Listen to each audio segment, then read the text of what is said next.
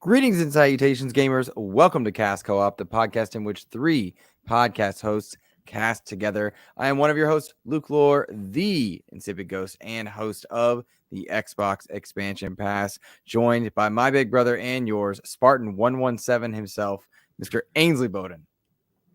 What is happening, guys? It's been too long as always, but we are back. And honestly, even with PSVR2 launching tomorrow, I don't think we could have picked a day with more news. Like, I couldn't keep up today. I was like that gif of Kermit, you know, like just going nuts trying to type at everything. It's out of control. So I'm ready. Let's do it.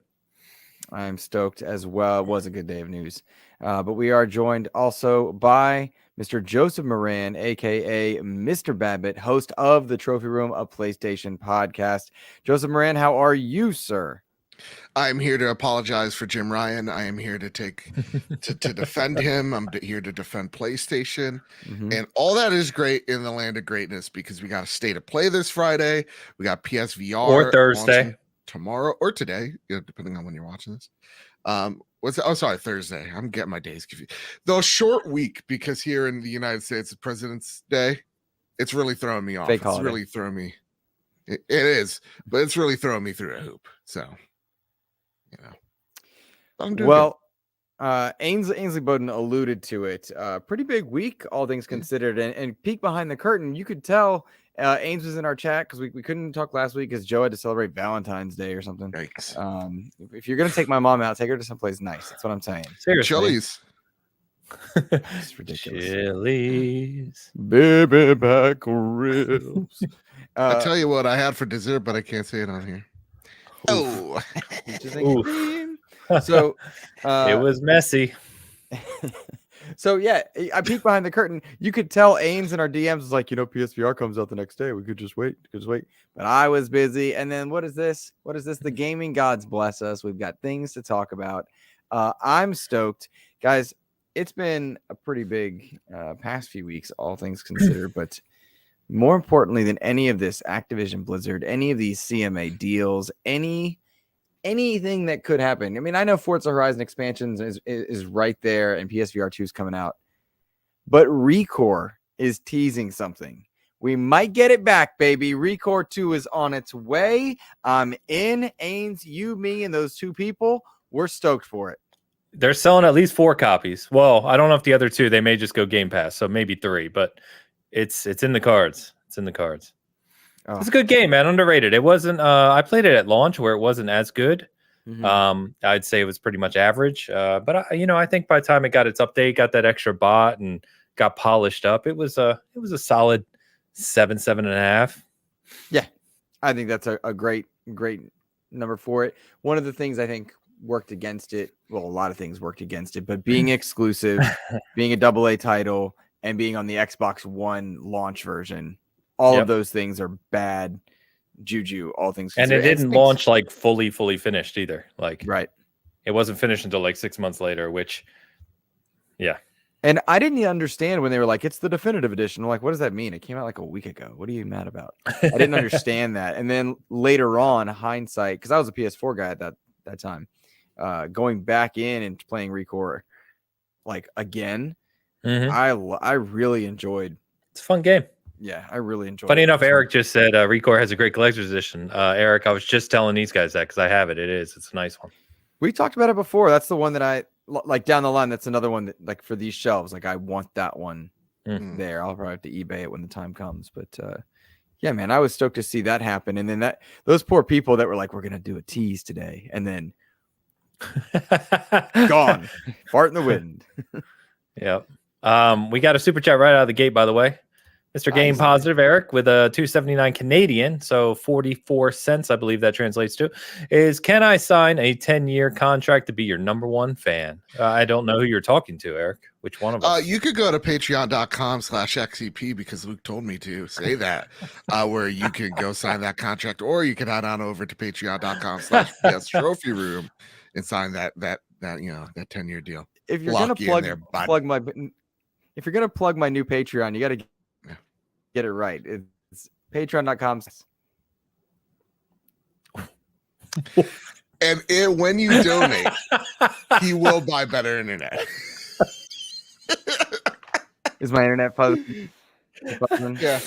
You're good. You're good. They got the right address. They'll be there any moment. That's right. This one's gonna be one of those. I'm excited. great I launched a episodes. Patreon. That's pretty cool. Yeah. Did it bugged out? Okay. Your words aren't even lining up with your mouth half the time now. This is brilliant. All right, I'm gonna restart my computer. Okay. And you know what? Me and Ains will talk for a few seconds here. Hey, Just Ains, like with how are this you? frame right here. This is good. We're going old school. Look, old school frame. Ooh, do you think it's something with Streamlabs? Because it's been happening a lot recently. Like not just this show either. Like a whole bunch of them. I don't know, man. I honestly have no idea. I wish I think. could say. Makes you wonder. And you know what's also not great? He has the show notes. Like he has literally the keys, the car to drive this show. So like this is just a vamp until God knows when he comes back. Because I have no idea what we're kind of talking about today. So I don't know. Right. In the meantime, what have you been playing, man? While we're waiting for we can do that. We can do that. I actually just finished Hogwarts Legacy. That's a long game. Yeah, it's a long game. I was doing the review, but I got they sent the codes out to creators really late, unless you were like a big site, you know. So I got the code the day before launch on the deluxe edition, and I've been playing it for 2 weeks, and I think I'm just about to hit 40 hours in it. And but I'll tell you what, man, my review's coming out tomorrow morning. I know it's a little bit late, obviously, but you know, if you want to read my full thoughts on it, it's a damn good game. Like excellent. Yeah. I can't wait till you get doxed over. That's gonna be great. Yeah, I don't know, man. It's really, really good. I think, you know, it's got some shortcomings here and there, but it does so many things right. Yeah, the story's not great, and it gets a little better right at the end, you know, like some of the cinematics and stuff. But sure, generally speaking, the story's forgettable, and I write that in my review. But it does so many other things right, especially as kind of, not that this contributes to a score, but you know, I was surprised that Avalanche's biggest project in their history was Disney Infinity, and Portkey Games had only made really mobile experiences, so there really wasn't a whole lot of pedigree in its development staff for like big AAA experiences, and they kind of nailed it. In fact, they did some things better than most big AAA games. So especially in its open world, because the open world is it very much, for me, takes a lot of notes from Breath of the Wild, takes notes from like Ghost of Tsushima in its open world, where it's like constantly every 30 seconds there's a puzzle to solve, there like a mystical animal to follow, like there's always something to kind of do. And that's the thing that had me like just sucked into the world, which is just like, the combat is stellar. I'm still not bored with it 20 plus hours into it. The open world is just, again, like it is my cup of tea. It's the ADHD brain open world that I love.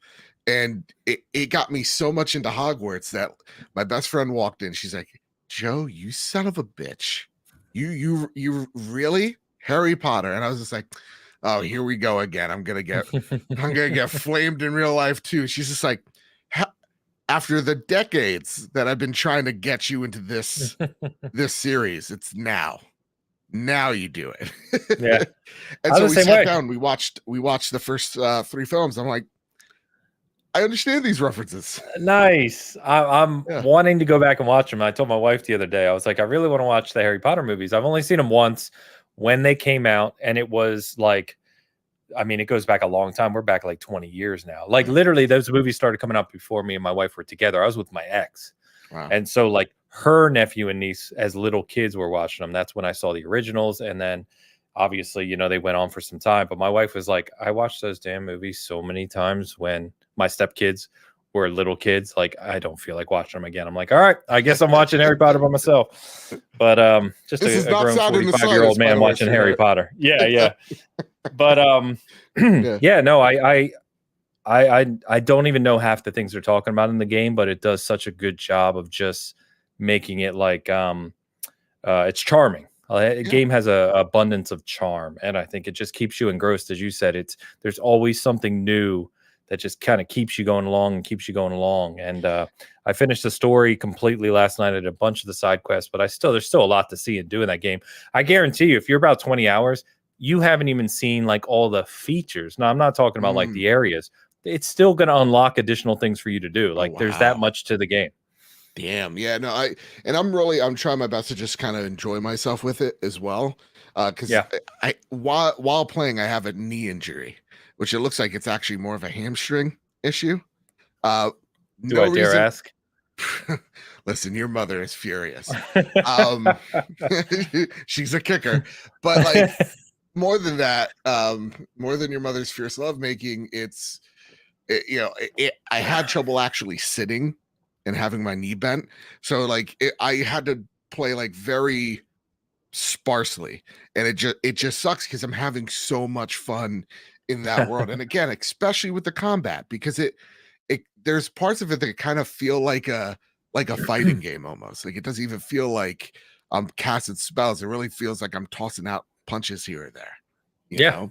It's got a rhythm to it. Yeah. Hey, listen, we're God knows how many minutes in.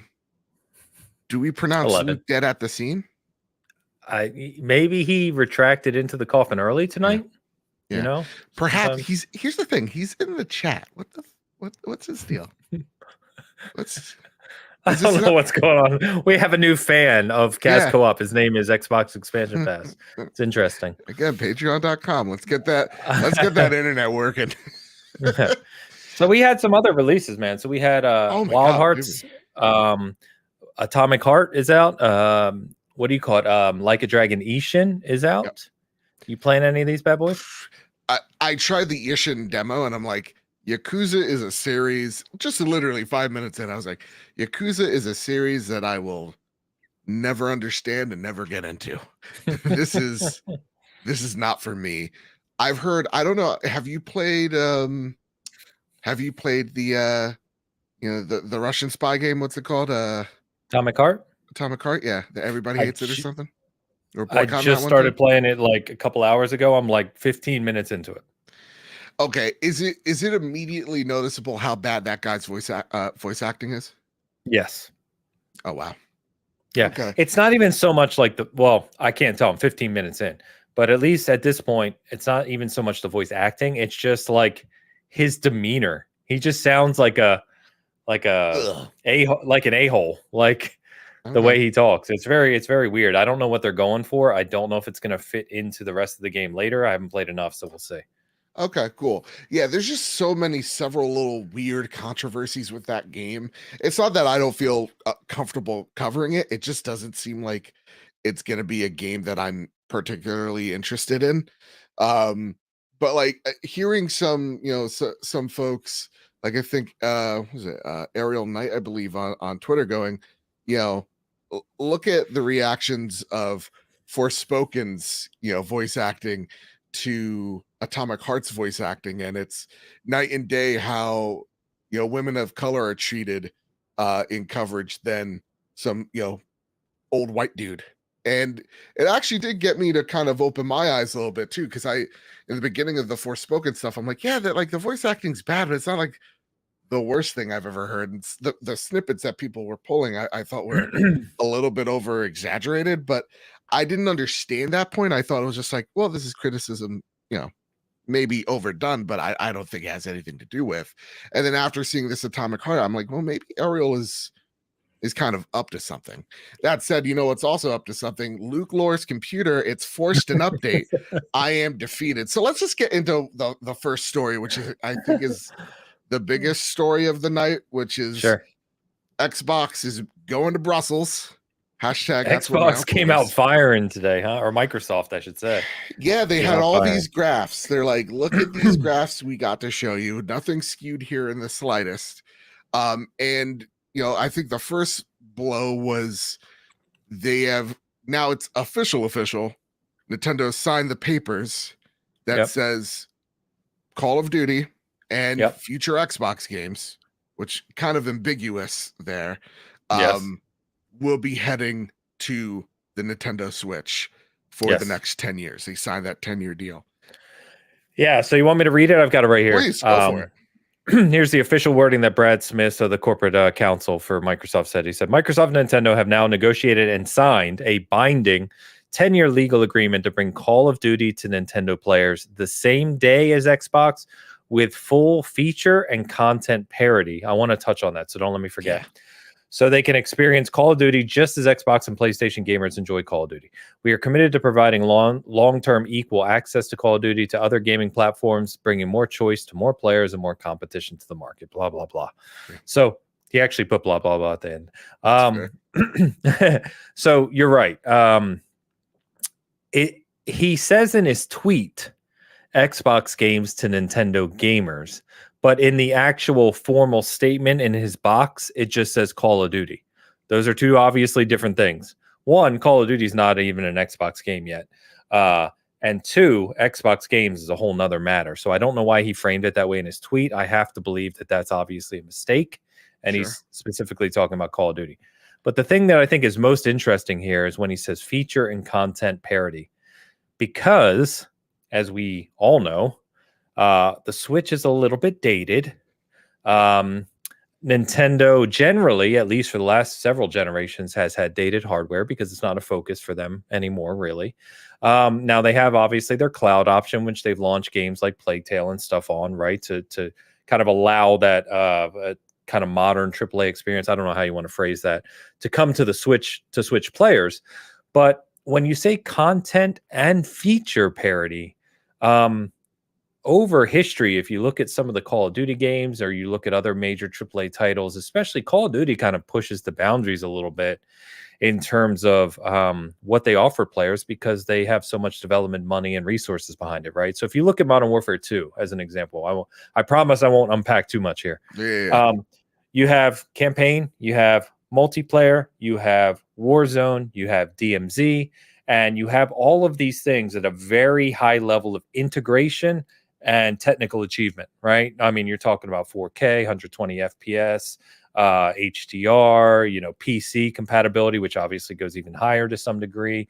There's integration across all the game modes and stat tracking and all of this. And a lot of that's done on the server side. So, there's a whole bunch of technical jargon that goes behind the scenes here. But I did find it really interesting that they phrase it as content and feature parity for Nintendo and Xbox for 10 years, because it seems to put them in a box, at least potentially put them in a box in the future.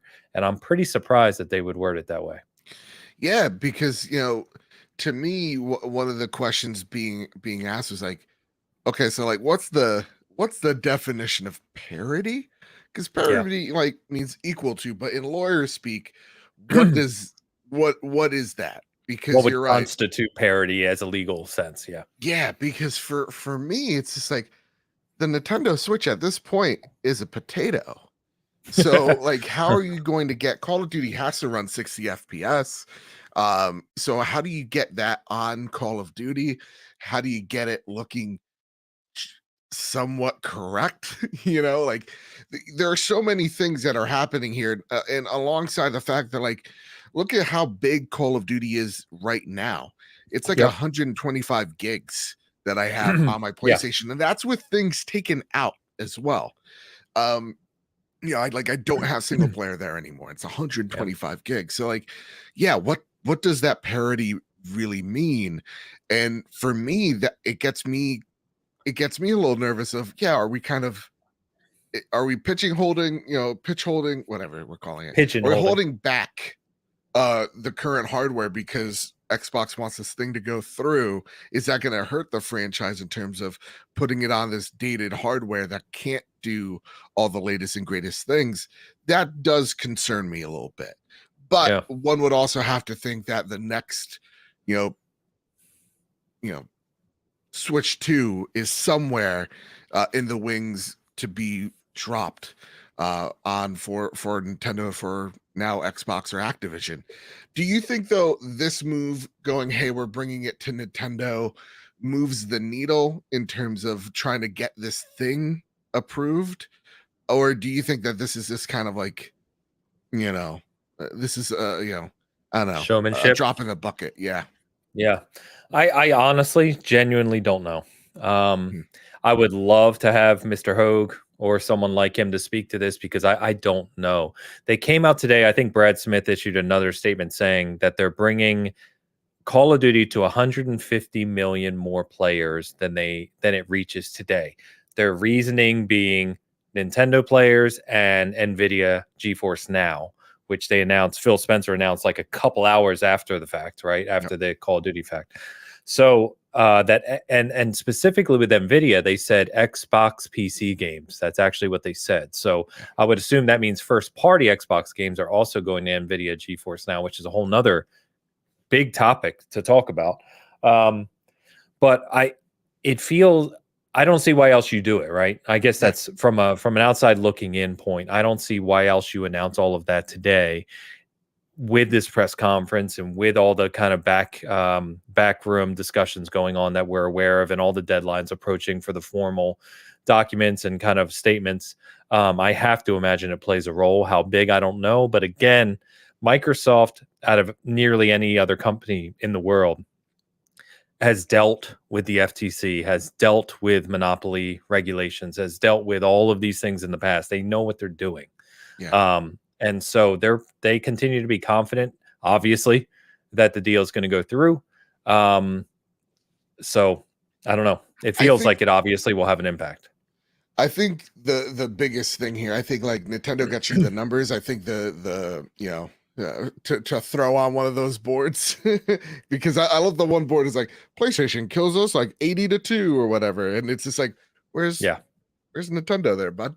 But like I think it gives you the numbers that make it look good in front of that boardroom, and I think NVIDIA is the thing that people are the most cautious about because from what I've read from all these regulatory bodies, they're more concerned about the future marketplace that is cloud gaming than the console space, and having your games on the competitor and one of the largest ones being NVIDIA in the cloud race. Well, then I think that very much lessens the argument of why this deal shouldn't go through. So for me, I kind of see this going, this NVIDIA now being okay with this deal because they got everything that they wanted from it. That's what GameFire just said in the chat too. Yeah, NVIDIA was opposing it only for the fact that they wanted to get their cut, and they did. So, and I think that's it's starting to look more and more, even with them doing it similar deal with Steam, that they're now slowly but surely getting all the ducks in the row so that now PlayStation is put in a corner to sign this deal. Do you feel like right now that the momentum is behind Microsoft at this very point in time? I know Hoag's not in the room, but his spirit's with us at the moment, right? I feel him here. Yeah, I do. Do you think PlayStation's put in the corner? Yeah, I do. I don't see how it can really be looked at any other way, right? At the end of the day, Stadia just shut down. So they're not even a conversation. Google's not really a conversation point at this point. Luna from Amazon is just floundering, right? It doesn't seem to be doing much of anything. And Amazon hasn't been in these discussions that I'm aware of anyway. You've got Nintendo signed a deal, Nvidia signed a deal. You made a good point about the cloud piece, right? And for whatever reason, I don't know who would even oppose, but the monster or the elephant hiding in the shadow of the corner being king and the mobile market, there doesn't seem to be any opposition from key mobile players, whoever those would be. I don't really know, opposing the deal, which leaves PlayStation. And I between the data that we already know that Microsoft's presenting from their own angle, but the data we know of just how profitable PlayStation is and how dominant they are in certain regions, I don't see any other outcome than PlayStation's gonna have to play ball. And I guess to throw it back to you, one, do you feel the same way? And two, the follow-up then is I know we talked recently, but I know we talked late last year around if PlayStation's doing all of this, right? And Jim Ryan's going out on his limb to champion the brand, which we've said is his job. Whether you like him or not, or like it or not, it's his job, right? Protect the brand.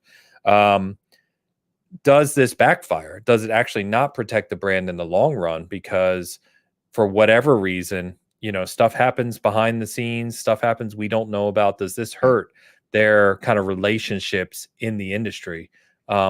Whether or not your average consumer knows about it, they don't care, right? They're going to buy their Call of Duty every year wherever they can play it and what have you. But does it hurt actually PlayStation's relationships behind the scenes? I think the only relationships that are getting hurt probably behind the scenes are PlayStation's and Activision's, and I don't think that will matter if this deal really does go through at the end of the day, right? So to me, I think this does go through. Am I thrilled about it? Not really. But I think it does, and I think it should. As someone who is really unaffected by it at this point, because most Blizzard games I play on PC anyway, and Activision I just play for Call of Duty, and I could go anywhere for that. I really don't care if it's on PlayStation or not. I think this thing goes through. Does it hurt PlayStation in the long run? Unless they said something about someone's mother behind closed doors that we don't know about, this is business as usual. This is Jim Ryan and Bobby Kotick, so it wouldn't surprise me even a little bit. But true. I mean, it is crazy how, like, I think, what is it, like NetEase or some Chinese owned conglomerate was just like, yeah, we're no longer doing business in China with Activision because of some jerks. Do you no, I didn't see that. No. Yeah, I think like there was like a partnership with NetEase, and they're like, there's just some people that are unprofessional. But I don't think they said jerks, but like very unprofessional. I'm like, why would you say this? Like, very strange. But like, unless something like that happens, I really don't see how this hurts PlayStation in the gamer's eyes. Having my ear to the ground with PlayStation, I get yelled at way too much on the trophy room for being like an Xbox apologist here, because a lot of PlayStation fans feel like he's fighting for the brand. Again, something he should do. So if you're a PlayStation fan, you're seeing PlayStation fight as hard for your dollar right now legally. And so I don't think it hurts them dramatically in their eyes. I think it fuels more the console war, like, bullshit, for lack of better words. Social space, yeah. The social space, the Twitter space, like the spaces that don't matter, that are becoming more and more toxic as days go on. That's where it's affecting things. And I'm just very interested, once this deal is done and over, what those people are going to spend their days tweeting, because it seems like a lot of people have just made a literal job off of these stories, right? Because like 1 minute it's like a soap opera. I get it. It's really exciting to see what it's like. 1 minute it's like, this deal's over, and then the next it's like, there's hope, and then the next minute, oh god, everything's right. It's like, it's fun. It's my mom watches Spanish soaps, so I get it. But this thing's going to go through, and I think, from day one we've said it, this thing's going through with concessions. Looks like this thing's going through with concessions. PlayStation at the end of the day will still have Call of Duty. I believe that. I mean, but where all those pie charts are indicating, it seems like they have no choice but to be on PlayStation. So, to me, this thing goes through. It's just really a matter of time. The one thing I want to throw to you, there was like a tweet from some Xbox executive. I kind of want to pull it up here because I got flagged for this. I just want to know what your thoughts are on this. Lulu Cheng. It's the Activision. She's the Activision vice president. Yeah, she's an Activision exec, CCO, right? Chief, what is it? Compliance officer or something? Yes, she would be executive vice president and chief compliance officer, which would mean that she's one of the top probably 8 people in Activision. Yeah, she posted this meme, right? It's like the guy with the bike. Sony puts a stick in the bike after accepting to refuse a long-term access to COD, and then it's, what if we lose COD with them? Which, hilariously enough, I posted in our own private chat that we're in, me, you, and a bunch of other guys are in. I posted that exact same thing earlier this morning, but I am not the executive vice president at Activision. So do you think that was like, that's kind of, let's not go there. Why did you have to go there? Like, she's posted a bunch of stuff that, as an executive vice president, I have no idea why she would behave that way on social. I wouldn't behave that way on social media, and I run a non-monetized gaming site. You know what I mean? Like it's it's baffling to me. I don't know. It kind of like reeks of like unprofessionalism. It kind of Yes. just it doesn't feel right, because like all the, like throughout my years of existence, it's always been the competitors don't do this, competition don't do that. You never hear Coke outwardly talk shit about Pepsi, right? Unless it's the Pepsi goddamn challenge. That's like the asterisk. But like to me, it just kind of it kind of reeks as like pathetic. Like Yeah, it's very odd. It's and very odd. Let's not forget, she's one of the leaders of Activision who, as of this moment and through next year, have huge financial deals with PlayStation. Yeah. Like, that's just so strange to me. And like, if I was one of these partners or something's in flux here, it's like, if my chief operating officer is acting like an Elon edgelord over this, what are they doing and acting behind the scenes? You know, like this is one of the people that are put in charge. And this is, you know, I was, some people are like, I don't like people virtue signaling. I felt a little called out. So I went in those DMs and I was just like, to me, this person's job, you know, since they've been here, you know, from what I've seen them on the internet, they've had moments and times to act professional, to, you know, fight for their workers, to fight for better working conditions there. But instead, you see them just toe the company line. You know, you see them trying to, you know, wipe or swipe like, you know, sexual harassment issues under the rug. You're seeing them constantly put out anti-worker, anti-union rhetoric. So it's just like, to me, it's like, lady, don't you have better things to do than to post an edgelord comment? Like, shouldn't there be a job you're doing? Like, you're the CCO, you're right, you're top 8, and you thought to spend your afternoon to make a meme? No, do your goddamn job. That's what struck me really odd is, you know, over the weekend, a lot of Mikey Ibarra is getting a lot of heat for some of his comments towards, you know, QA and testers at Blizzard not being invited to, you know, certain meetings that the company was having because they weren't, you know, quote unquote, like skilled workers. And because some of those people are in fact fighting for unionization within the company. And so I'm like, I think you should be doing your job instead of posting memes. God forbid. As hilarious as they would be.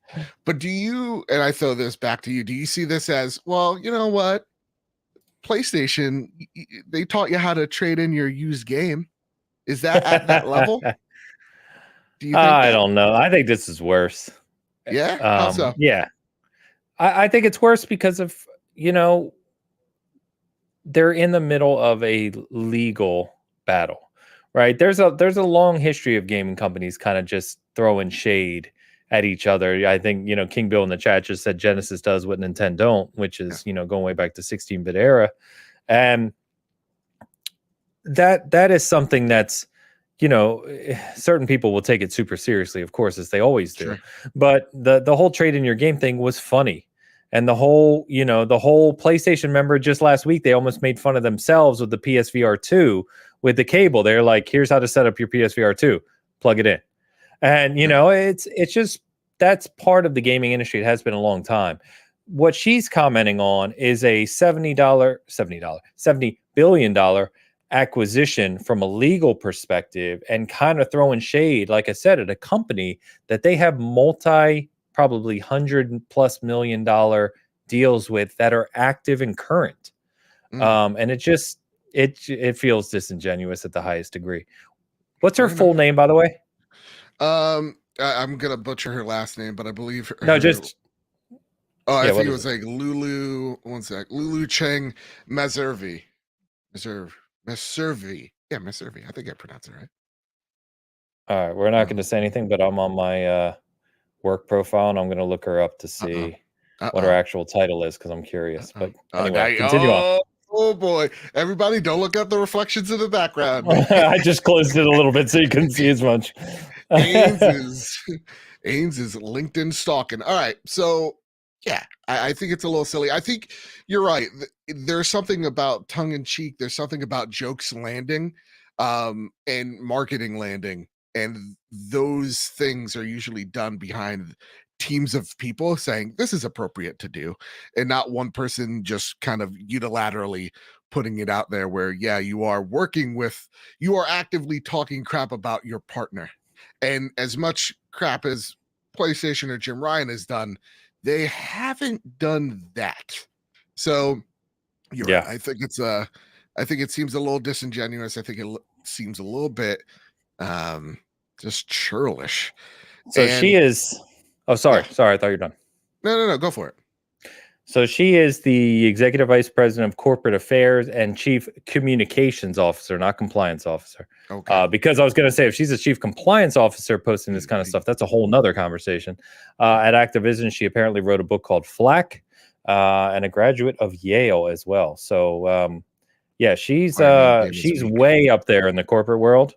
I don't know. It's weird to me, man. I don't know. All right. Well, listen, Luke's with us in spirit. He sent me some of the notes, and let me tell you something. It's times like these where, like, you know what? Maybe we need to do a rethink of how notes and this show's done. So let's move over to the PlayStation State of Play. How about that? Okay. Yeah, let's do it. Oh, by the way, real quick, shout out to Midnight Jury for gifting a SG channel membership. Thank you, bro. Appreciate it. Thank you. Yeah, patreon.com/PS Show for him. Anyway. No, thank you, brother. Thank you so much. So, State of Play is here, and this comes straight from the blog. A new State of Play arrives Thursday featuring the Suicide Squad, Kill the Justice League. And I'll read the paragraph here. State of Play returns with its first show in 2023. Get ready for new looks from some anticipated games from our third-party partners, as well as a glimpse of 5 PS VR2 games that's set to arrive later this year. Then settle in for a 15-minute of all new gameplay details and updates on Suicide Squad, Kill the Justice League, the next game from Rocksteady Studios. Of course, this all drops Thursday, 1 p.m. Pacific time. They said nothing about Andrew, just sorry, DM. I saw nothing about PlayStation first party studios here at a PlayStation State of Play. Yeah. And should I be concerned? No, I don't think so, because I'm scared. So sorry, I'm like trying to do 18 things at once here while I talk to you. It would be great if we had, it would be really great if we had another host here that we could vamp on while another person does things. Yeah. So Gamatsu came out a little while after the State of Play announcement, and they said PlayStation has clarified. They said it's a 45-minute show, new reveals and latest information and gameplay, 16 new titles across PlayStation 5, 4, and VR2. So it doesn't say first party there, but it does say 16 titles, 5 of which we know are PSVR2. So, and then 1 is Suicide Squad. So at least 10 more titles that we're going to see from PS one way or another, which I think is cool. It also means that the normal show is going to be about 30 minutes, and then we're going to get 15 minutes of Suicide Squad, which, you know, I'm usually, I give Luke crap all the time, as you know. Yeah. I'm not big on superhero games. I'm really, really excited for Suicide Squad. I think good. It looks great, and Rocksteady's obvious pedigree, you know, will hopefully shine through. Playing with you guys and playing with friends looks like it's going to be an absolute blast. And let's the other thing I want to mention is, obviously, I don't think we knew this ahead of time, but obviously it should go without saying now that PlayStation has the marketing rights, right? Yeah, and I think that's a huge deal. You know, speaking of, I went to see Ant-Man Quantumania, which was a great movie. Cool. I'll fight anybody who says differently. Oh, it's just Spy Kids 3 CG. So what? I had fun. K was great. Nonetheless, when I went into the theater, what showed up? The Hogwarts Legacy trailer, and what appeared first? PlayStation logo. Yeah, they're really selling it like this thing is an exclusive, and even like having like exclusive, like here's a controller with some decals on it that you want. That sold out in 2 minutes. So a lot of people are, even some of my Xbox friends, going exclusive Quest on PlayStation. I gotta play there. I put in my review, as much as I hate exclusive content on one platform, right? We complain about that all the time. No joke, if you're playing Hogwarts, the exclusive quest that's in the PlayStation version is one of my favorite quests in the entire game. It's that good. Wow. So, that said, we got a big, this is a huge deal. I mean, another DC property being promoted as a PlayStation exclusive, another comic book thing. But overall, my expectations for the Suicide Squad is it's going to be great because it's Rocksteady. The story beats that we've seen look really good. It looks really funny. It looks like they seem to get the energy of the Suicide Squad, and then pulling at the heartstrings like Kevin Conroy's Batman. Yeah. As much as we want to complain as games as service games, this looks really good, but it's a games as service game. Ains. So what do you think are the odds of this thing being a hot mess when it comes out of the oven? What do you feel like its hopes here are? Because just a few weeks ago, it seems like we had an in memoriam for like all these games of service games. Do you think we had an hour and a half discussion on Bitcast about it, like about live service? And I don't know. My hope, I don't know, honestly. My hope is that the reason this has taken so long to come out is that they've put it through the renditions, multiple times. They've seen what's happened to things like Anthem and obviously Avengers, right? Which by all accounts, Avengers was one of the biggest IPs in the world when that game released, right? There's no reason at all that game shouldn't have been a monumental success, other than the fact that it was clearly designed, with different methodologies, right? I wish we had someone here who'd played Avengers who could talk about it more. But it would be so crazy if there was one person.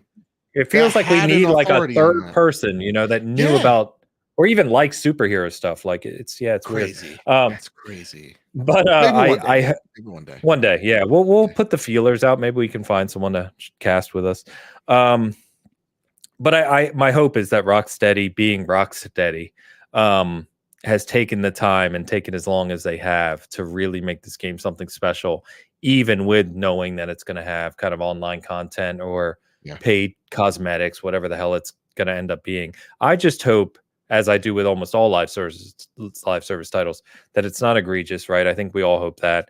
I think that I am perfectly fine with paid cosmetics, minor stuff like that. I hope that, as with all these games, not everything cool or iconic or referencing some sort of special comic book in history is locked behind a paywall, right? So we'll see. It's as with almost all microtransactions, it's about implementation. How is it implemented? What does it affect? So we'll see. Yeah,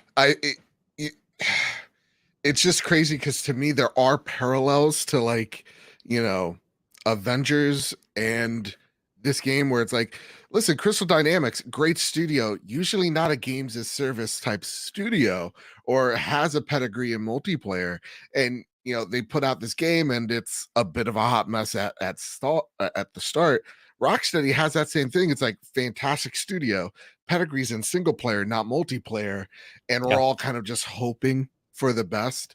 But I do have faith in Rocksteady. Again, they seem like they get it. They have the love and the knowledge for at least the universe. So the thing that I don't have any doubt is like the story and these characters are going to be nailed correctly, because we've seen it with Batman time and time again, that they can do it. I'm just concerned about the rollout. Like, I have no problem with any cosmetic that they decide to toss in there. But if it's a character, oh boy, we're going to have a problem. If there's like a PlayStation exclusive, don't do it. Not after the Spider-Man debacle. Don't do it. If it's Blue Beetle, I don't think we'll care. But like, if it's like a PlayStation exclusive, we're fighting Aquaman. It's like, oh shit, that sucks. That sucks, and that's gonna really hurt.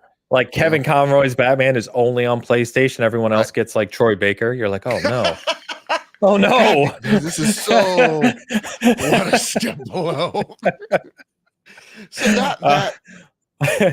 that's where I'm concerned. But other than that, everything I've seen, and sure, I haven't seen a lot of gameplay. I have faith. Rocksteady has not done any wrong.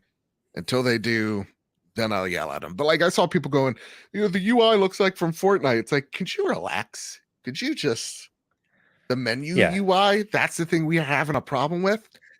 That's I don't want to get us on a tangent, but that's one of the reasons I hate leaks, right? Like you see one image of a UI that has a lot of tabs on its menu. Guess what? Hogwarts has a lot of tabs on its UI, and it's a brilliant UI. Like I love Hogwarts UI. I actually comment on that in my review. Like wait till you play the goddamn game. Let's see what the final version is, first of all, because we don't even know if that's the final version, and let's see how it's implemented. But I agree with you. I think Rocksteady's going to nail it. Like I said, I'm not a superhero guy. I don't really care for these games, but as soon as we saw that first gameplay, I was like, that looks effing awesome. I'm all about it. And I just, go ahead. No, so I was gonna say, so like, kill the Justice League out of the way. We have this 30-minute presentation. Oh, hold on. I got one more question about go for it. Justice League. Yeah. I was going to throw it back to you. Is Luke brought up a point, and I'll interject him into the show here, even in spirit. The spirit of Luke said. He brought up a good point in our DM earlier where he said that Xbox has a gap here because Suicide Squad is obviously being marketed by PlayStation.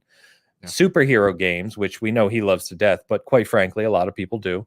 Xbox has a gap there, right? Obviously, Spider-Man is gigantic for Sony, and that's never going to change. They've got Wolverine coming. It's going to be gigantic. We all know that. Suicide Squad, they get the marketing for. Xbox, it feels like in that space, in terms of licensed IPs and the good ones, obviously, Hogwarts, you just mentioned Sony. You kind of have to wonder why that they're not taking a bigger run, and maybe they are, and we just haven't seen it yet. Maybe they get Motive's Iron Man, right, or something like that. But as of yet, we've yet to see Xbox really kind of go crazy for superhero IP. It seems like they don't go crazy for these deals to kind of like, to me, it seems like Microsoft is way more interested in selling you Game Pass and promoting Game Pass than it throwing its marketing behind an Iron Man game or throwing its weight behind a superhero game. And if I am a, Marvel or a DC, you really have to sell me on Game Pass. Like, I want the buckets of money that I'm going to get from all these day 1, day 2, day 3 sales. You need to convince me, and the sales for forever long afterwards. You really have to convince me why this service day 1 is worth it. I think that's probably a hurdle that we don't see because we're reaping the benefits from Game Pass. But if I'm just a bean counter who doesn't give a crap how many games are coming to Game Pass this month, you're like, okay, but how does this affect my bottom line? If I'm giving you the rights to, let's just say, Black Panther, right? If I'm giving you Black Panther, I'm expecting X amount on my spreadsheet here. How are you going to get me there with this model? That's, I think, the thing you got to convince them on. Do you think I'm talking out of my ass? You think no, I don't think so. I think you're kind of on point. I think I was trying to think. I was reading the comments, but trying to think about other deals and stuff. But I think you're right. I think obviously Microsoft's biggest focus is Game Pass, and they do a lot of great deals for Game Pass. We just talked about Atomic Heart, right? You get to play it day 1, Game Pass. But I think specifically in that space, in terms of marketing deals Luke specifically brought up superheroes.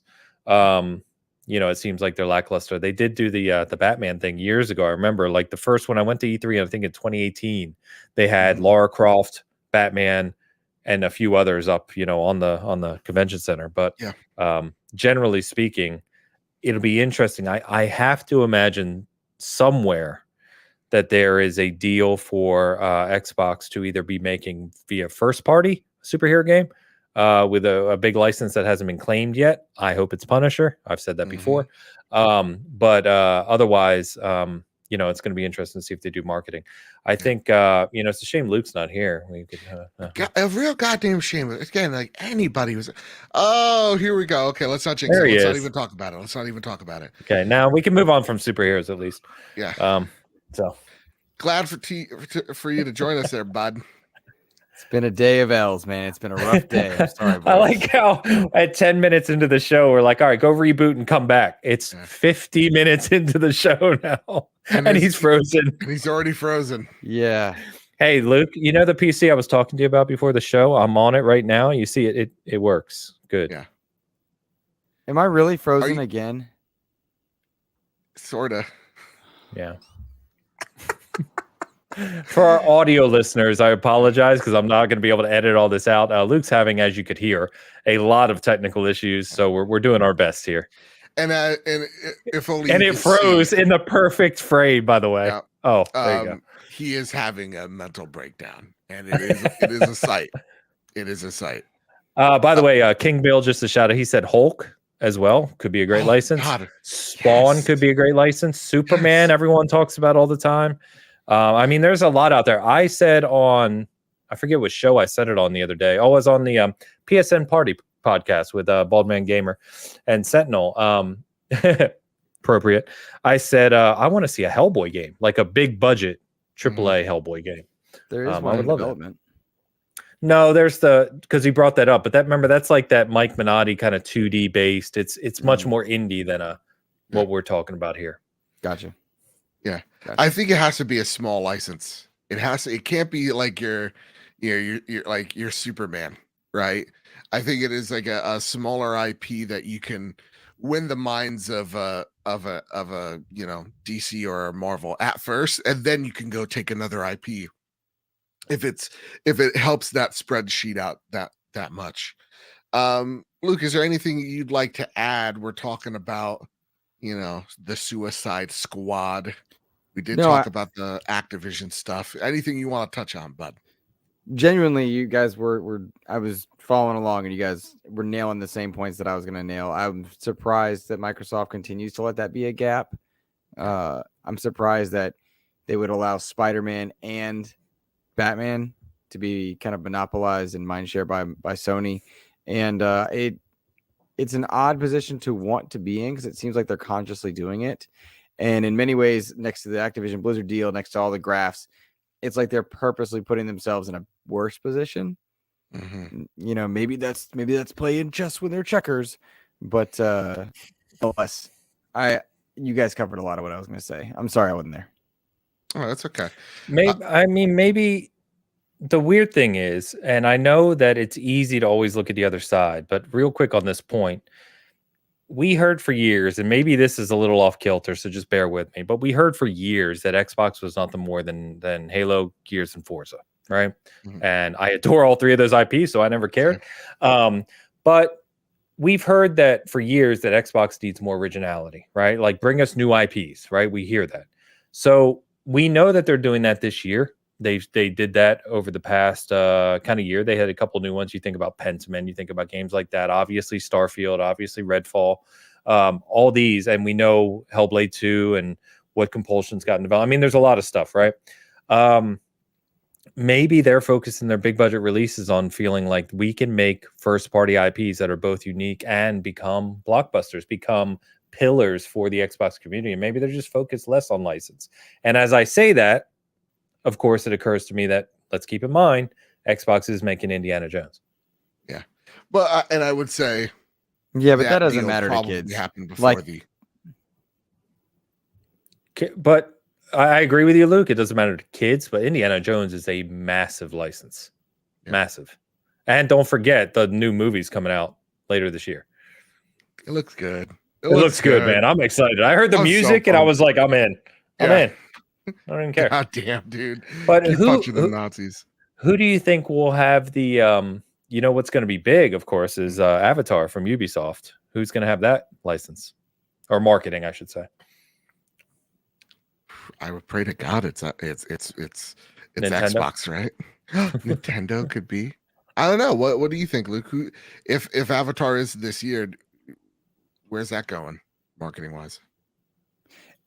It needs to. Avatar is probably going to PlayStation. They have a consistent track record of nailing it, and taking the big IP. However, I think a lot of it depends on. We haven't seen anything about where something of Pandora, Mists of Pandora, is at, and I genuinely think if we saw gameplay, That would give us an idea of where it's going, because if it's mediocre, Xbox is snagging it.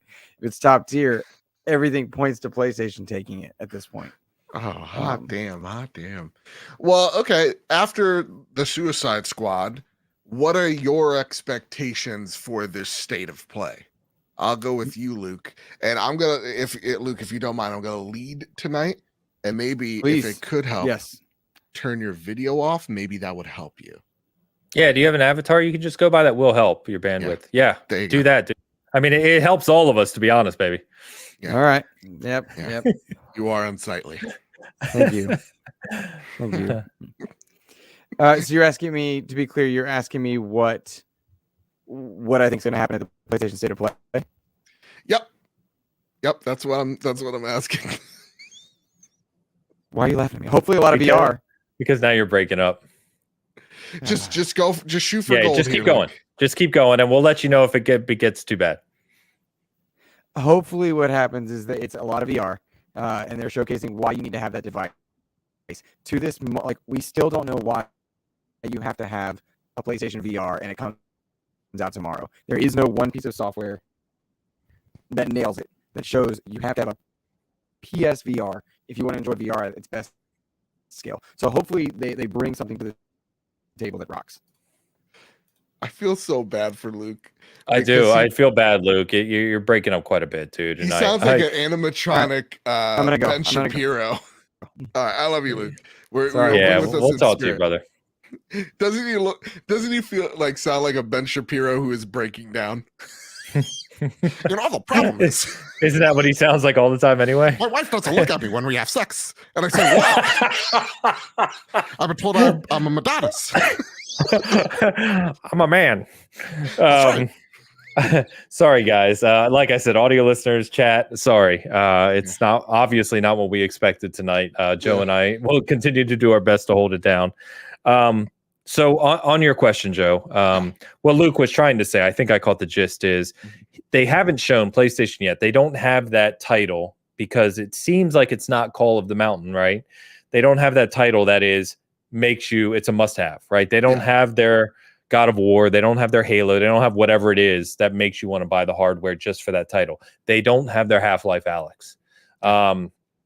And for people like me who are early adopters and going all in anyway, that doesn't matter. But to really grab the attention of the broader market appeal, I agree with Luke. You need that. And I think we saw quite a few reviews this week, and I know you can comment on Steve's review that you did on Trophy Room. But I think that I've seen several people and that I talked to that were reviewing this unit who have said the same thing. The hardware is phenomenal. In fact, I think Digital Foundry said it's now the pinnacle of VR. Like, it does things that even the $1,200 or $1,000 Valve Index doesn't do, even when attached to a PC, right? Yep. So I think that's great, but I'm looking forward to a lot of these experiences because they're new to me. I play Beat Saber on VR. That's literally it. So I'm looking forward to trying a bunch of these. I'm looking forward to Call of the Mountain. I'm looking really forward to Gran Turismo 7, which, depending on the community, you could almost argue that's the go-to selling point for PSVR2 over Call of the Mountain even. But they don't have that standalone kind of single player action title that's really going to drive it home. I agree with Luke, and it's going to be interesting. I feel like I have to say it every time, which is don't Vita me. Just don't Vita me, please, PlayStation. Don't do it.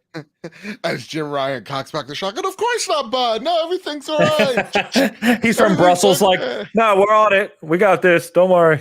Exactly. I'm trying to get Call of Duty back, but otherwise. No, the reviews around PSVR2 have been really interesting because through the VR community, everybody's like, this is a thing you need. Like this headset is the prince that was promised. Whereas some of the other sites that aren't VR, kitted, they seem like they're stuck on the cable still. And it's really interesting. This week's Trophy Room, we have the developer of Moss on. So we're actually great game. Great game. This episode as well. Also, it's early. So this episode will drop tomorrow. So you get to listen to this to this dev's talk. And what he was saying is like porting VR is not easy because some of the hardware is so much harder to port than others. Like Oculus, we have to really take into account like the lenses and what they're able to output when we're even just mapping out a level. Like everything is almost at a system level, just worked on from the ground up again. When porting to VR, and they even said in the interview, PlayStation VR2 is our favorite headset. Yeah, it is the best that they've gotten their hands on because the tech is bringing it to the next level. The haptics and all that stuff, and the DualSense really do help bring out some of the strengths of VR.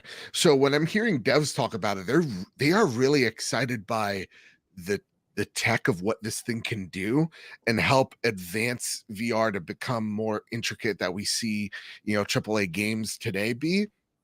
But I think you're right as well in terms of it doesn't seem like they have their Alex yet. Like, Horizon Call of the Mountain is a very strange one because again, a lot of VR heavy sites are like, this is really great. And then there are other sites where they're like, this is PlayStation's Half-Life Alyx, 3 stars. It's like, are we like the reviews don't seem across the board. And I'm not saying Xbox paid them. I'm not saying that. But they're just a little strange. But they absolutely did. So, for me and Angel, your camp froze. Everything's breaking down, it seems. To me, it just kind of seems like what they need is Half-Life Alyx.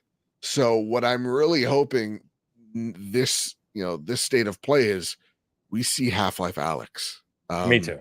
We see, and then we see another game that maybe PlayStation's cooking up that is something that's going to push the boundaries of VR, forward. So that's what I'm hoping on the VR front. Me too.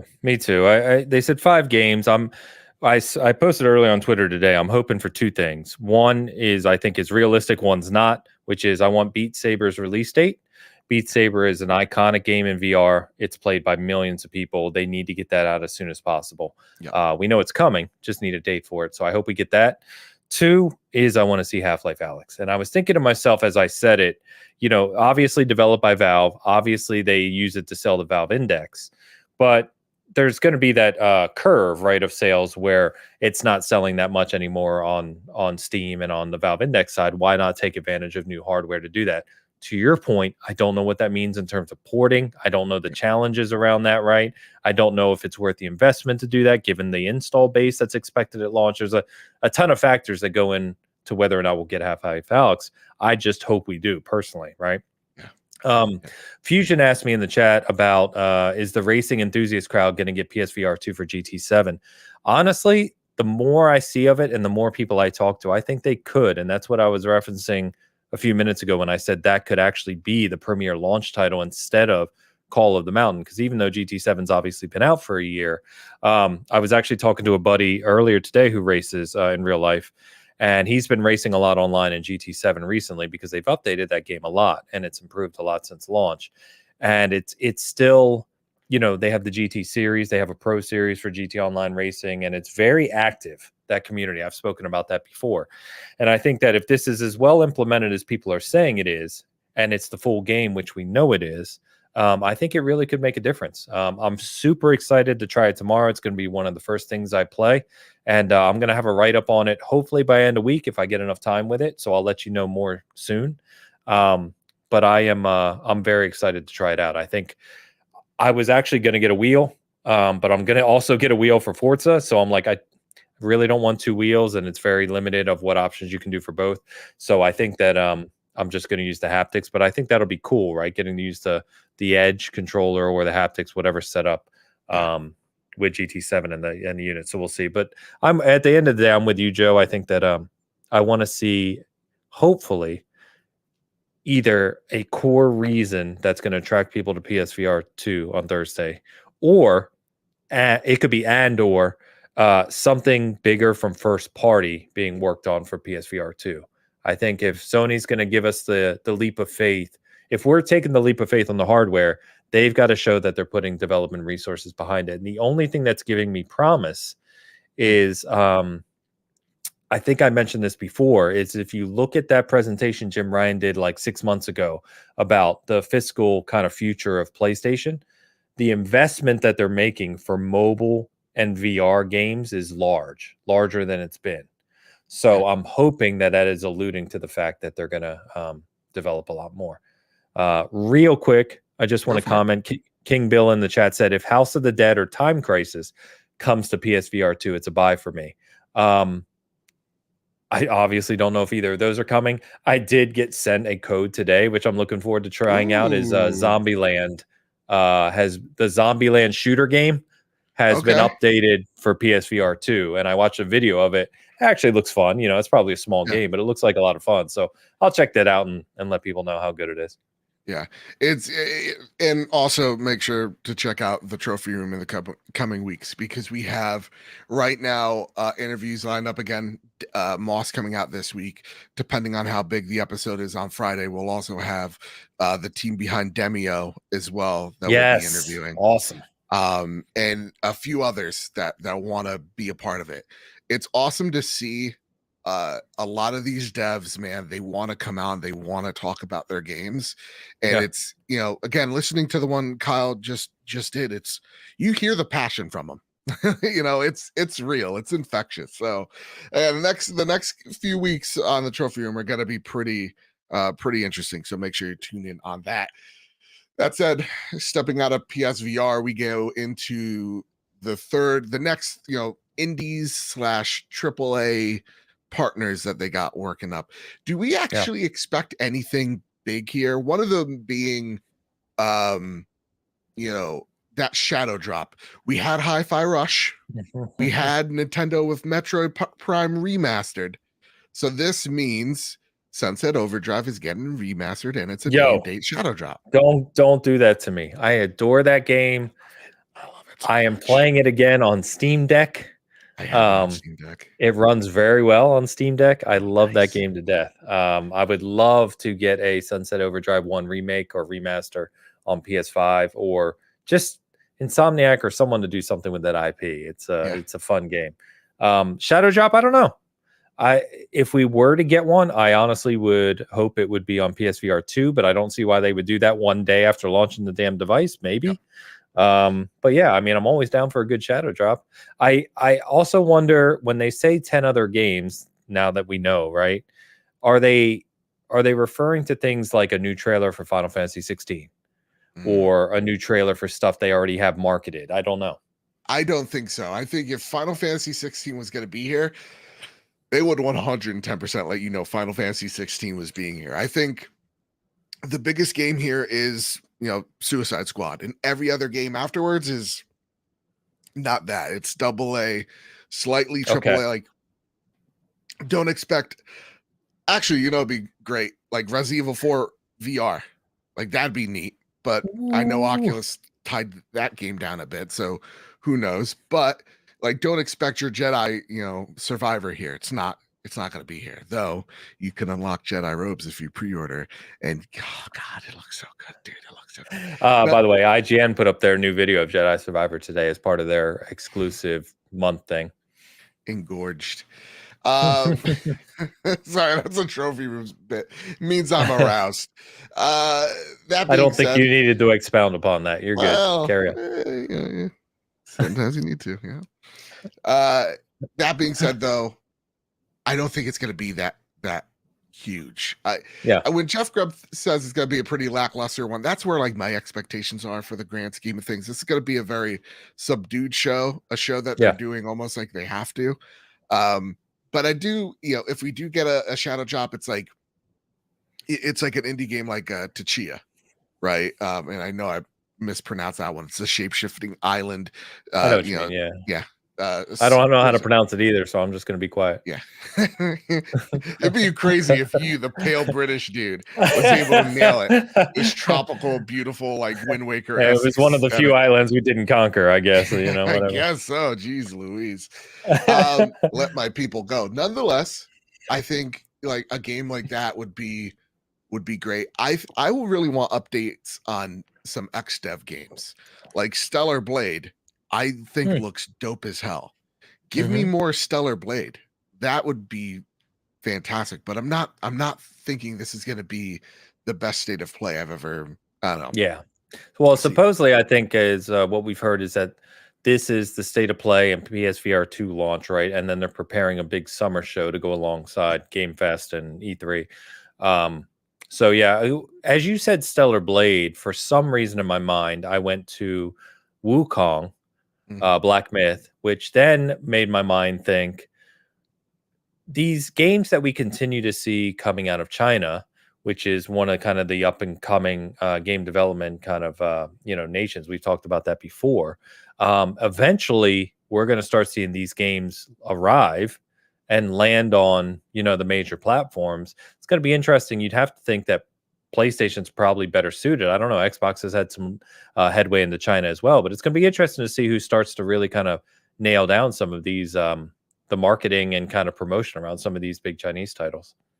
That's going to be really interesting to see. Not to get all geopolitical, but things aren't going too great over there right now, relations wise. So like, it is really interesting how we will do like PlayStation does have, what is it, the China Hero Project. Yep. But it is interesting to see those wheels kind of turn if there's actual traction or if they just start kind of skidding, because to me it could kind of go either way. But that's going to be really interesting as well. And I think you hit it. I think it's going to be projects like that we're going to see. You're not going to see your EAs or your Ubisofts or whoever here. Yeah, you're going to see more of the up and coming publishers here for sure. All right, that's been the PlayStation state of play. There's a Forza update. Yes. Next big expansion. Yeah, Thursday as well. Thursday. Yeah, so Thursday we'll get to see what the second expansion is for Forza Horizon 5, which if you follow kind of the Horizon series, they do two big expansions. It's part of their expansion pass, part of the Ultimate Edition, what have you. So we got the Hot Wheels one and we got whatever this is going to be. So given the return to Hot Wheels already, and given the fact that Lego was seemingly popular but not as well received, I would say, as the Forza Horizon 3 Hot Wheels, I kind of think this is going to be something different and unique, and I'm curious to see what it is. Mega Bloks? Think it's Mega Bloks? I don't know why that made me laugh so much. Sorry, Lincoln Log DLC. I'm so sorry. Lincoln Log you would deal, get that reference. That's a little bit your time. So sorry. Yeah, you shut up. I think that I hope it's something that brings me back though, because Forza Horizon 5 is one of my favorite racing games ever, honestly. And but I haven't touched it in a while. Their seasonal events are very cool. It's just not enough to kind of with everything else to get me coming back and back. So I hope it's something that gets me back and adds something more major to the title. Like Hot Wheels, I really enjoy for the aesthetic, but it wears off on me pretty quickly. Just because it's like, okay, I've seen all the really cool tracks and parts of the track and, the amazing verticality and all that. But once I do that, it's like, I'm still just driving these cars, down this big open lane. There's not a lot of competitiveness to it. So I'm hoping that this is something that's a little more fully featured around actual racing. So we'll see. I don't know. Okay. All right. I'm not a big car guy. Now I got two avenues we can go to, Ains. All right. And you get to kind of pick as like the last little topic of the night. Okay. So we can either go down the Game Pass cannibalizes sales thing. Okay. Okay. Of which you're going to have to guide me through, because God knows I don't care enough to really like, it's Game Pass. No duh, or we could go down the righteous path where we can talk about, the Last of Us show as we're hit the midpoint and a little bit actually after that to see where we are right now. Yeah. And see where, if the coast is kind of clear for this show. Well, I in the future? know. Which one do you want to go to? Yeah. I think we'll do The Last of Us because I know how much you love that show, and I'm up there with it. It's tailed off a little bit for me, so we can talk about why I feel that way. But I think the Game Pass conversation's interesting. I've done a lot of research on Game Pass. I've talked about this before. I did a video like it's probably been 3 or 4 years now when I did my first deep dive into Game Pass when it was first starting to really grow. And there is a conversation there, but I don't like to have a conversation where you're trying to make factual points that are based around hard numbers when we don't have all the data to support it. Fair. And I think to have an intelligent conversation around that, you have the slides that Microsoft presented, and of course the million articles that were written to make more of it than it actually was. But I think that there's not enough there to really have a deep conversation. I think, as you just jokingly said, does Game Pass cannibalize sales? It's almost like, duh. It might not, obviously, for some indie titles or other titles. But I think when you're talking about a $70 release like Atomic Heart, let's take today, right? I guarantee you that hurt sales on the Xbox side for Atomic Heart. I mean, it's just almost a no-brainer. But that's a different conversation from was it financially successful for both Xbox and Mundfish, or the I know Mundfish is a developer. I forget who published it. Focus Interactive. That's a different conversation. So those types of conversations where this is going to sound arrogant, I realize, but those types of conversations that they're presented as something intellectual, but they're anything but, because you're not really looking at the whole equation, they bore me to tears. Fair. Like, if you want to have a conversation about Game Pass's financial success for both Xbox and the publishers that are involved in it, let's have a conversation about that includes all of the data. Single data point saying that Game Pass cannibalizes sales because there was a bullet on a chart shown in a picture at a presentation, that you're bullshit. That's out of focus. Yeah. You're wasting my time. That's not a real conversation. Yeah. That's just online debate that's fun on Twitter. So when we're ready to have a real conversation about it, I'm certainly down for that, and I'll do the research ahead of time so I'm more educated on it. But no, let's talk Last of Us. Okay, cool. And to just jump on that too, I think there's interesting conversations around the developers and what they have to say on it, because they're the ones that are taking the risk, and it's not like they're not like they're risk averse here. This is it has to work out for them. So and there's developers who have spoken extremely highly of it. And there's others who said maybe we won't deal that next time. I think, genuinely speaking, and I've said this before, it's been very positive, right? Game Pass is positive for Xbox, for developers. But I'm sure there's outliers, and I'm sure there's lots of conversations to be had. It's not a one-size-fits-all thing. So Gamefire says in the chat, I think we have some data for the 4 years or so Game Pass has been there. 100%. There's a lot of data, and I dove into that like 18 months worth of data, I think, when I did my first deep dive. But I'd really have to get into the weeds to, like I said, talk intelligently about it. Yeah. Until then, listen, you're getting a great deal. And until you don't get a great deal, there's really nothing to worry about. And then you vote with your wallet when that time comes, Close the deal so Diablo 4 can be in it. Yeah. It's all that matters. God, dude, Diablo, he's getting a beta. It looks so good. All right. Ains, we've been, we're now like 6 episodes deep into the Last of Us show. Yeah, only 3 left. This is it, baby. On the Trophy Room, we do something on our Patreon, patreon.com/PS Trophy Room. I'm doing that now because I know it's going to get at Luke. I don't really expect anything out of it, but we've been doing a video alongside on our YouTube, just recapping the show, and we're incredibly high on it. But I want to know your thoughts now. We're midway through, getting towards the tail end of this show. How are you feeling thus far, 6 episodes in? Yeah, so I started off extremely high on it, and I thought it was one of the best adaptations I've seen. And I do want to caveat, and this is not a slight at Naughty Dog or anyone involved with the show, but I feel this is the type of game that's ripe for an adaptation. I talked about that before because, Halo fanatic, right? And we know Halo was a letdown in many ways. In my opinion, Halo is a much more difficult challenge to adapt to TV than Last of Us. Last of Us was basically a movie to begin with. And it's two people, generally speaking, two core characters in a post-apocalyptic scene. So I feel like the adaptation, it was ripe for it. So I think them taking advantage of it, changing things where it makes sense, was really good. So it's been excellent so far. I think some of the tension points and some of the emotional points they've nailed. I loved in this last episode, especially the commentary when he says, you have no idea what loss is. Sorry, man.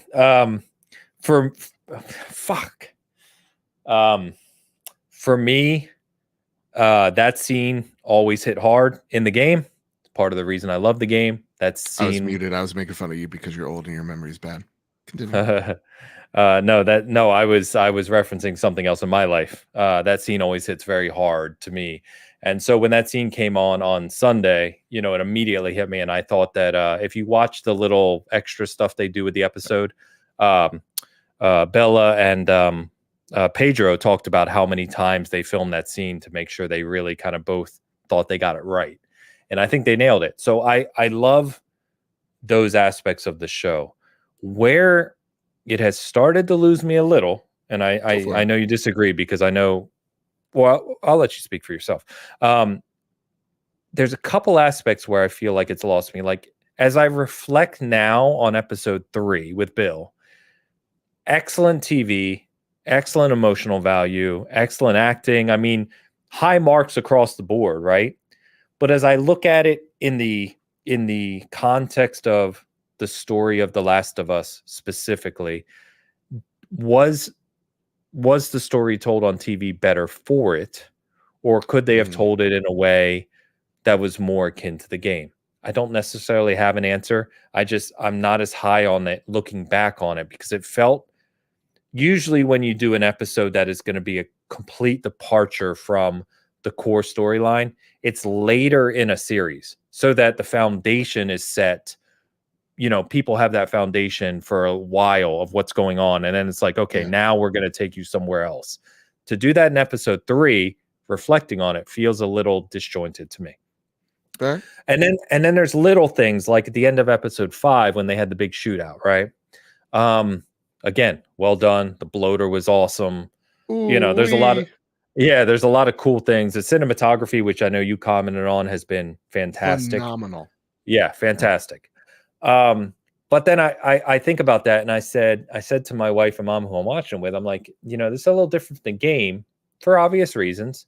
But I felt like, the game at that point was very stealthy, right? Because there's only a few clickers. You got to get to the house, take out the sniper, and then you have to do the sniping and save and everything. And I thought that the turning it into like almost like a World War Z moment where like hundreds of clickers came out, right? It just felt like, okay, it felt like a giant action movie, sure, placed in the middle of a serious dramatic show. Yeah. And I don't know if that fit as well for me personally. But again, maybe I'm being overly critical. I don't know. Oh yeah. No, I think like this series means a lot to both of us. I'll preface this for very different reasons, right? So for me, episode 3 didn't hit as hard for me than it did with a lot of people, and that's because I'm pretty like sure I'm gonna die alone, and that's fine with me. So I won't have a Frank. That's just how my cards. You'll find your Frank, Joe. You'll find your Frank. I don't think so. He's really built. He's jacked. I don't think I'm gonna find a hot lumberjack anytime soon. That being said, he pretty much was like a Paul Bunyan character. Right? It's quite funny. That being said, though, like I'm looking at it through the lens of like my friends and family who are not gamers in the slightest, and how enthralled they are. Like everybody at my work is talking about this show and how much they love it and how much they do love, episode like episode 3. And I thought that was it. I'm like, really? Because that's a huge deviation. There's really there's like a clicker and he's just like aimlessly wandering around. But like, though that didn't hit, there are I think things in this show and the things that they've changed, stories that they've told, that I think are for the better. So one of them being Sam and Henry. I agree. Sam and I agree. Henry's arc is incredible. Yep. And, you know, seeing Amy make predictions of where Sam and Henry's story is going to go in the future. And I was just like, yeah, and she's like, yeah, I love him. Oh my God, Sam's so cute. Yeah. I keep telling you, don't get attached to anything. And those moments and those characters being fleshed out, even Kathleen, where, dude, I said it on the show, and I'm so happy I connected with Craig when he said it's like she's a preschool teacher version of Stalin. Like, she's soft spoken, and that's the thing that's terrible. Like, it's like if your preschool teacher literally just went, you know, kids die, Joe, kids die all the time, in that sweet little voice, I'd be like, what the fuck? Like, that is so nonchalant. So haunting. Yeah. Excuse me. It's terrifying. And you're seeing they're showing in a really good way of, like, love is an emotion that even bad people can have, that'll make people do things that don't make any sense. They're illustrating that really well. Some of the story beats, you're right, again, like episode 3, to me, don't hit as hard. But the other thing that they're doing really well is connecting part 1 and part 2, and the reasons to why things in part 2 are going to happen. They're laying it out way better than they did in the game. I agree. So those things are going to make much more sense when they happen, because they're laying down the path in the universe better than part 1 did. As soon as they got to Jackson, right, and they started to have those interactions, I was like what's going on here? And then, of course, we all saw the little Dina Easter egg, right? She's but behind like I know, she's just like cover possible. You can't see me. Yeah.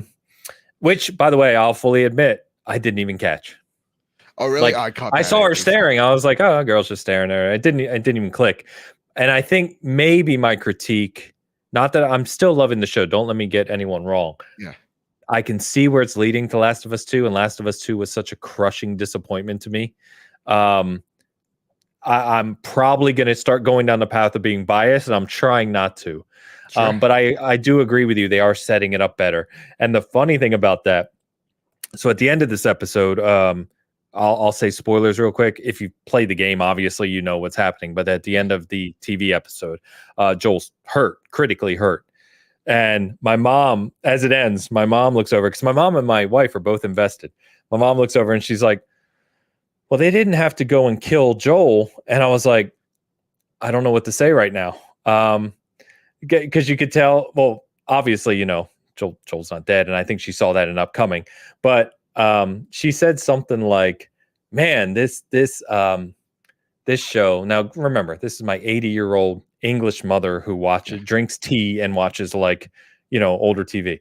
So she's like, this show really gets you down. And I was like, Mom, you haven't seen anything yet. I looked at my wife. I was like, she don't know what loss is. But yeah, there's so much more to come. And I do agree with you that they're setting up what's going to be part 2 now, which I think is the smart thing to do from a TV perspective. But I don't know, man. I think part 2 is such a letdown for me. Due to everything I've said a million times over with the characters. I just, it's going to be weird for me, because I do love this show. And as it gets through the end and they start to lead into 2, I'm going to be like, do I even want to watch it? Because I know what's coming.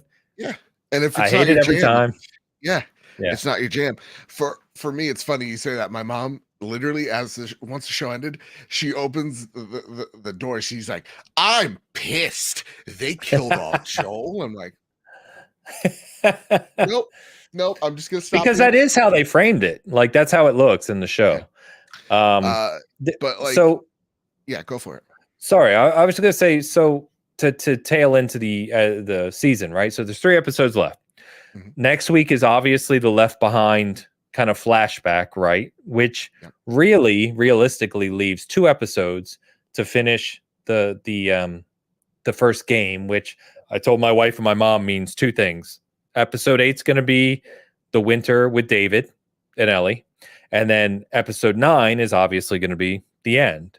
And I said the end will cause a lot of people that only know the TV show to be divisive, because that's the whole point of the ending of The Last of Us and why it's so good. But it feels like, as I was picturing that in my mind, I was like, it feels like when you reflect on it, it's going to be a really short retelling of the game, even though I know that's not necessarily true. But it just feels condensed for some reason to me. It does, yeah. You're right. To me, I would have liked an extra episode to kind of flesh out a little bit. And that's my only other critique, is like, it does feel like a little condensed. And maybe it is because, we got so much time with Joel and Ellie in the game, right? Like, where we are now, we're like, 8-9 hours in.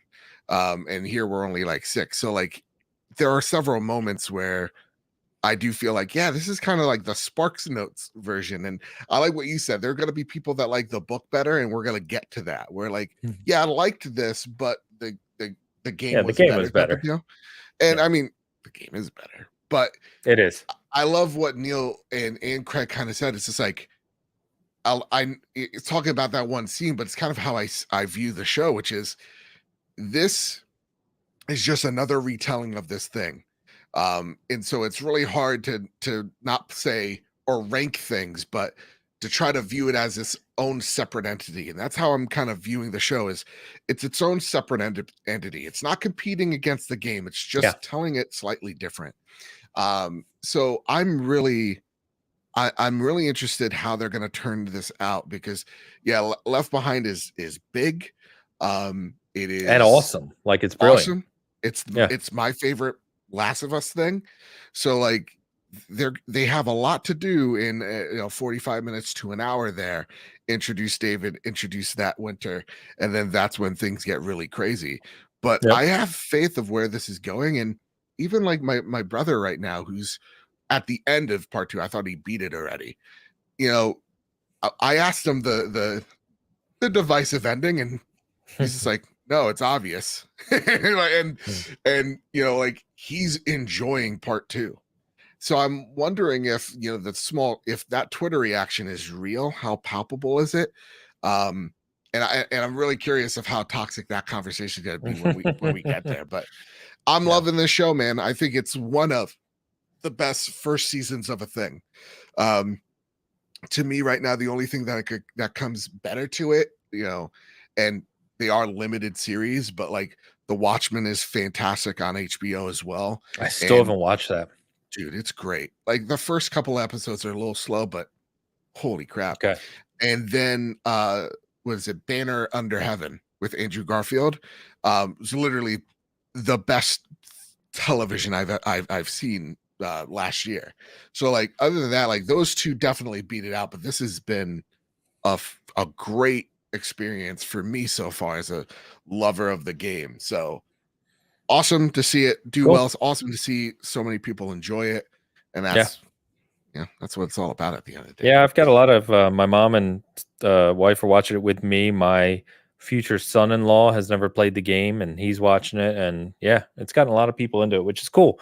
And I think in terms of adaptations, we talked, not to stay on this too long, but we talked before it launched of, if it's a 1-to-1 shot for the game, which for the most part it's mostly trying to be, right? It is the game.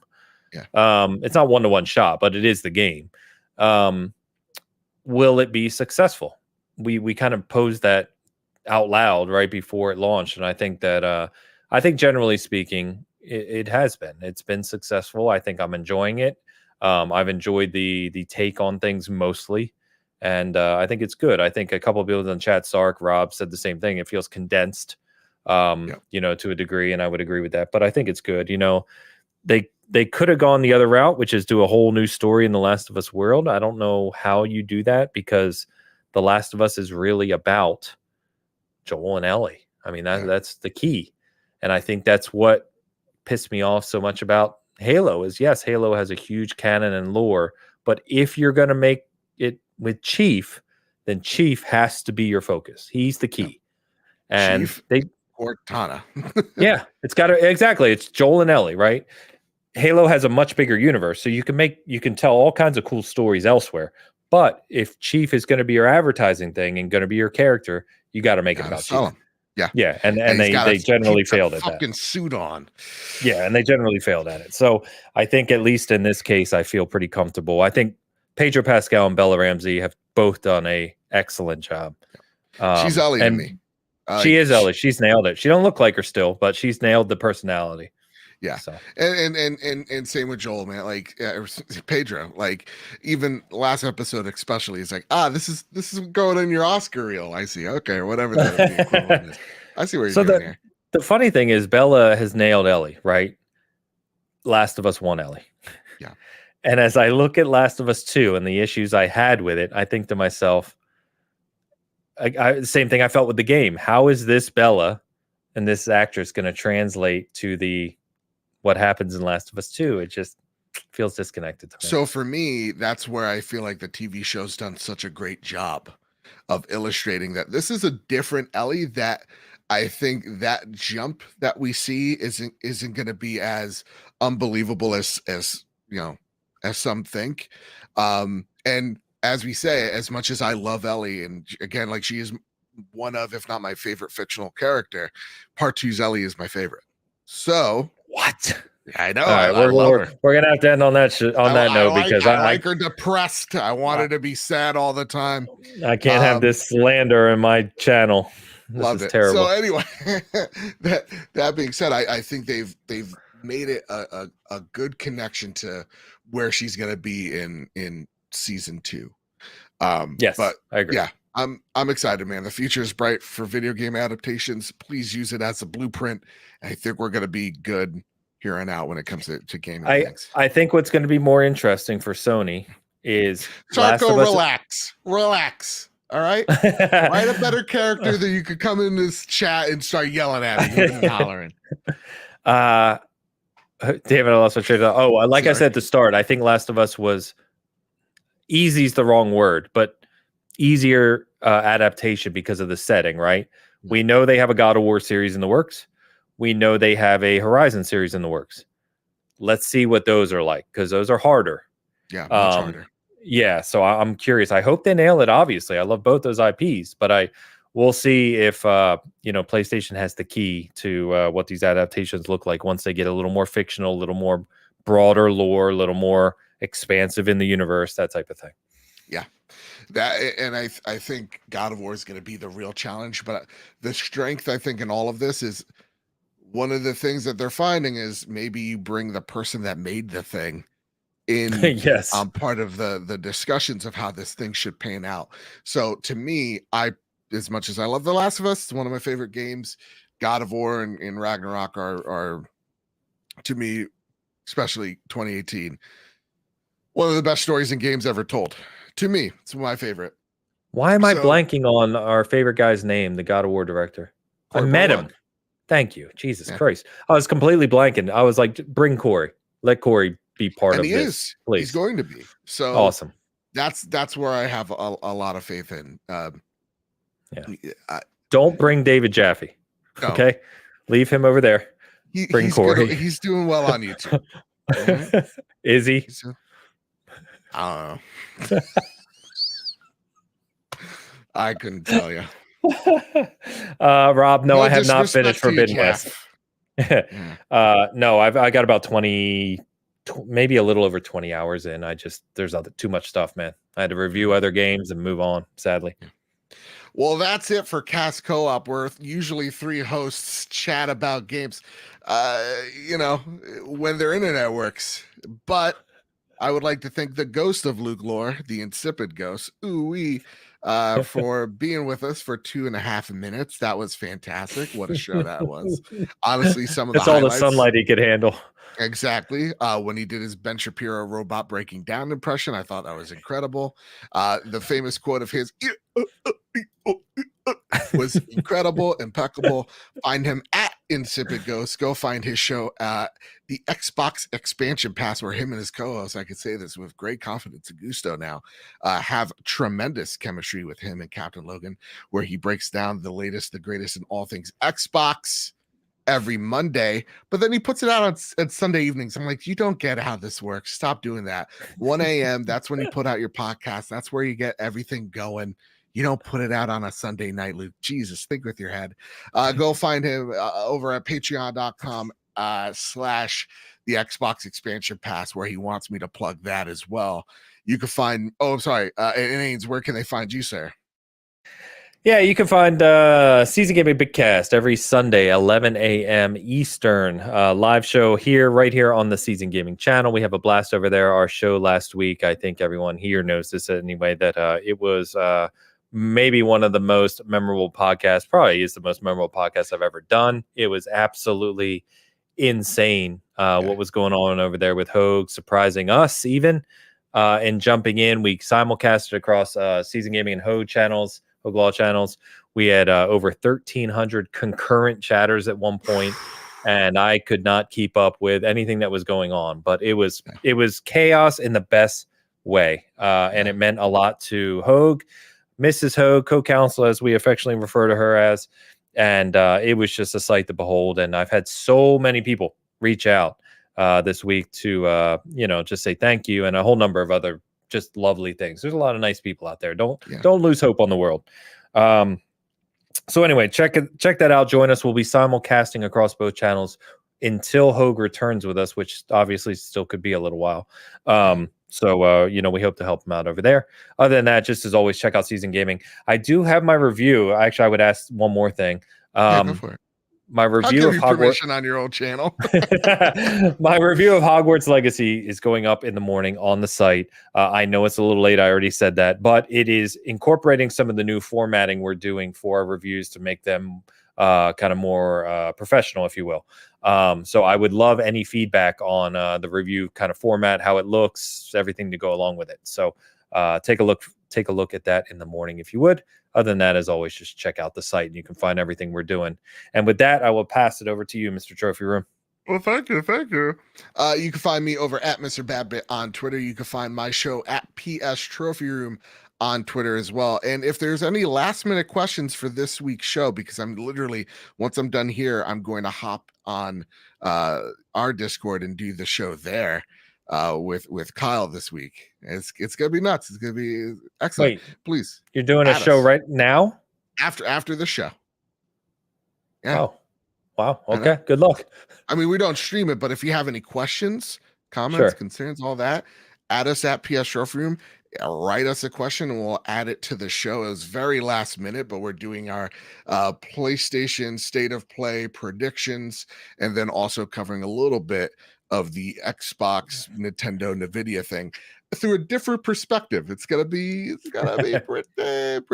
pretty good. So again, check out the show there, the Trophy Room, a PlayStation Podcast YouTube channel, Apple Podcasts, Spotify. The numbers there have been incredible. Where last week's episode we talked to Jane Perry, this week's episode we're talking to the Moss devs. Next week's episode we're talking to the Demio devs. Next week's, guess, who knows? Pretty huge deal. But with that said, and with all that out of the way, everybody, I love you, and keep. Well, you know what? There's been enough errors. Luke's done enough. Keep casting that co-op. Keep casting that co-op. Peace, please. everyone.